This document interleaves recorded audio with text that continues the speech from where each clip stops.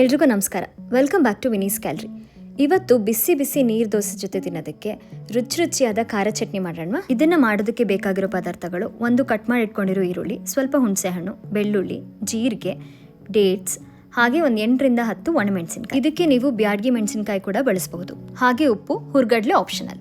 ಈಗ ಒಂದು ಬಾಣಲಿಗೆ ಎಣ್ಣೆ ಹಾಕ್ದೇನೆ ಒಣಮೆಣಸಿನಕಾಯಿಗಳನ್ನ ಹುರ್ಕೋಬೇಕು, ಅಂದ್ರೆ ಡ್ರೈ ರೋಸ್ಟ್ ಮಾಡ್ಕೋಬೇಕು. ಈ ಥರ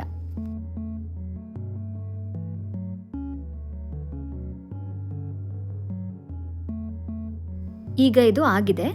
ಈಗ ಒಂದು ಬಟ್ಲಲ್ಲಿ ಮೆಣಸಿನಕಾಯಿ ಮುಳುಗೋಷ್ಟು ನೀರು ತೊಗೊಂಡು ನಾವು ಹುರ್ಕೊಂಡಿರೋ ಮೆಣಸಿನಕಾಯಿಗಳನ್ನೆಲ್ಲ ಅದರಲ್ಲಿ ಹಾಕಿ ನೆನೆಸ್ಕೋಬೇಕು.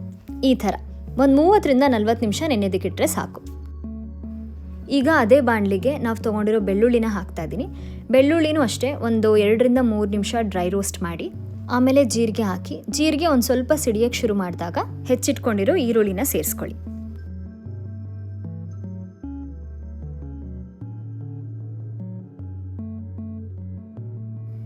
ಈಗ ಇದಾಗಿದೆ. ನಾನು ಸ್ಟವ್ ಆಫ್ ಮಾಡ್ತಾ ಇದ್ದೀನಿ. ಇವಾಗ ಇದೊಂದು ಸ್ವಲ್ಪ ತಣ್ಣಗಾಗಬೇಕು. ಹಾಗೆ ಇದು ನೆನೆಯೋಷ್ಟರಲ್ಲಿ ನಾವು ದೋಸೆ ಬ್ಯಾಟರ್ನ ರೆಡಿ ಮಾಡ್ಕೊಳ್ಳೋಣ. ನೋಡಿ, ನೀರು ದೋಸೆ ಬ್ಯಾಟರ್ ರೆಡಿ ಆಗಿದೆ. ಈ ಬ್ಯಾಟರ್ನ ರೆಡಿ ಮಾಡ್ಕೊಳ್ಳೋದಕ್ಕೆ ರಾತ್ರಿ ಅಕ್ಕಿನ ನೆನೆ ಇಡಬೇಕು, ಅಥವಾ 5ರಿಂದ 6 ಗಂಟೆಗಳ ಕಾಲ ನೆನೆ ಇಟ್ಟರು ಸಾಕು. ಆಮೇಲೆ ಅದಕ್ಕೊಂದು ಸ್ವಲ್ಪ ಉಪ್ಪು ಮತ್ತು ಅರ್ಧ ಕಪ್ ನೀರು ಸೇರಿಸ್ಕೊಂಡು ರುಬ್ಕೊಳ್ಬೇಕು. ಸ್ವಲ್ಪ ಮಿಕ್ಕಿರೋ ಅನ್ನ ಇದ್ದರೆ ಅದನ್ನು ಸೇರಿಸ್ಕೊಳ್ಬಹುದು. ಆಮೇಲೆ ನಿಮಗೆ ಎಷ್ಟು ಬೇಕೋ ಅಷ್ಟು ನೀರು ಹಾಕ್ಕೊಂಡು ಕನ್ಸಿಸ್ಟೆನ್ಸಿ ರೆಡಿ ಮಾಡ್ಕೊಳ್ಬೋದು. ಈಗ ಮೆಣಸಿನ್ಕಾಯಿ ನೆಂದಿದೆ, ಸೊ ಮಿಕ್ಸರ್ ಜಾರ್ಗೆ ಮೆಣಸಿನ್ಕಾಯಿನ ಹಾಕೊಳ್ತಾ ಇದ್ದೀನಿ. ಹಾಗೆ ಹುರಿದಿಟ್ಕೊಂಡಿರೋ ಪದಾರ್ಥನೂ ತಣ್ಣಗಾಗಿದೆ, ಅದನ್ನು ಮಿಕ್ಸರ್ ಜಾರ್ಗೆ ಹಾಕೊಳ್ತಾ ಇದ್ದೀನಿ.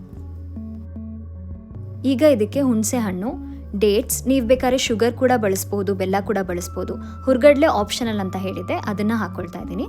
ಈಗ ಇದಕ್ಕೆ ಉಪ್ಪು ಸೇರಿಸ್ಕೊಳ್ತಾ ಇದ್ದೀನಿ. ನಾನಿಲ್ಲಿ ಕಲ್ಲುಪ್ಪು ಬಳಸ್ತಿದ್ದೀನಿ. ಈಗ ರುಬ್ಕೊಳ್ಳೋದಕ್ಕೆ ನಾವು ಮೆಣಸಿನ್ಕಾಯಿನ ನೆನೆದಕ್ಕೆ ಇಟ್ಟಿದ್ವಲ್ಲ, ಆ ನೀರನ್ನ ಒಂದು ಸ್ವಲ್ಪ ಹಾಕ್ತಾ ಇದ್ದೀನಿ. ನೋಡಿ, ರುಬ್ಬಿದ್ದಾಯಿತು. ಈಗ ಚಟ್ನಿ ರೆಡಿ ಆಗಿದೆ.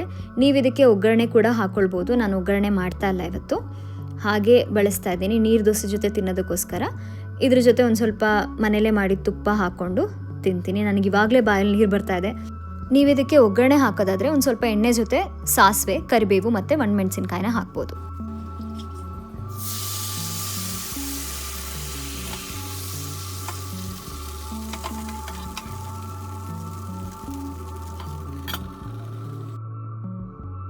ರುಚಿಯಾದ ಖಾರ ಚಟ್ನಿ ಜೊತೆ ಮನೇಲಿ ಮಾಡಿರೋ ತುಪ್ಪನ ಹಾಕಿ ನೀರು ದೋಸೆ ಜೊತೆ combination ತಿಂತಾಯಿದ್ದೀನಿ.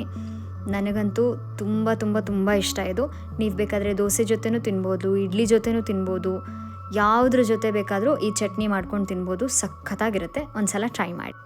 Thank you so much for watching this video. Please do subscribe to my channel for more such videos.